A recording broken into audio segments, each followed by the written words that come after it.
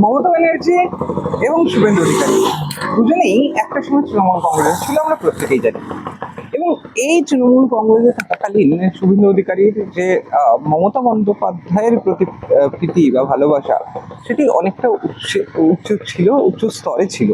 এবং সেই জায়গা থেকে দেখা গেলে শুভেন্দু অধিকারী তিনি কিন্তু পরবর্তী সময়ে বিজেপিতে জয়েন করেন এবং আজকে তিনি প্রথম সরকারের তরফ থেকে তিনি মুখ্যমন্ত্রী হয়েছেন।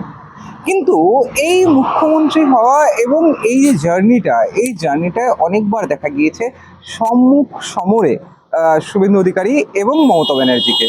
সেটা নন্দীগ্রাম নির্বাচনেই হোক, যেখানে 1100 ভোটে 2021 নির্বাচনে, যেখানে নন্দীগ্রাম নির্বাচনে শুভেন্দু অধিকারী 1100 ভোটে জিতেছিলেন। এবং তার পাশাপাশি যদি আমরা 2026 নির্বাচন দেখি, তাহলে সেক্ষেত্রে নন্দীগ্রামে যেমন শুভেন্দু অধিকারী জিতেছেন, একই রকমভাবে ভবানীপুরে অর্থাৎ মমতা বন্দ্যোপাধ্যায়ের নিজের কেন্দ্রেও কিন্তু শুভেন্দু অধিকারী মমতা বন্দ্যোপাধ্যায়কে হারিয়েছেন।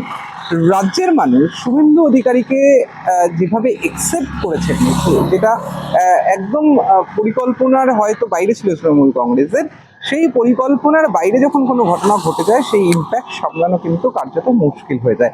এবং সেটাই দেখা যাচ্ছে তৃণমূল কংগ্রেসে। অর্থাৎ তৃণমূল কংগ্রেসের যে প্ল্যানিং বা পরিকল্পনায় যে এখনো পর্যন্ত কোনো কংক্রিট জায়গায় পৌঁছতে পারেনি, সেটা কিন্তু কার্যত স্পষ্ট হয়ে গিয়েছিল 4 মের পরে, যখন তৃণমূল কংগ্রেস ভেঙে টুকরো টুকরো হয়ে গিয়েছিল। এখন দেখার বিষয় বা রাজ্যের যারা তৃণমূল কর্মী সমর্থকরা রয়েছেন, তারা কতটা আশাবাদী, তারা যে যতটা আশাবাদী হবেন, ততটা আশাবাদী কিন্তু শুধুমাত্র একটি মানুষের উপর নির্ভর করেই হবেন, সেটি হচ্ছেন মমতা বন্দ্যোপাধ্যায়। এখনো পর্যন্ত মমতা বন্দ্যোপাধ্যায়ের তরফ থেকে তেমন কোনো ঘোষণা করা হয়নি যাতে তৃণমূল কংগ্রেসের কর্মী সমর্থকরা তারা কোনো একটা অক্সিজেন পেতে পারেন।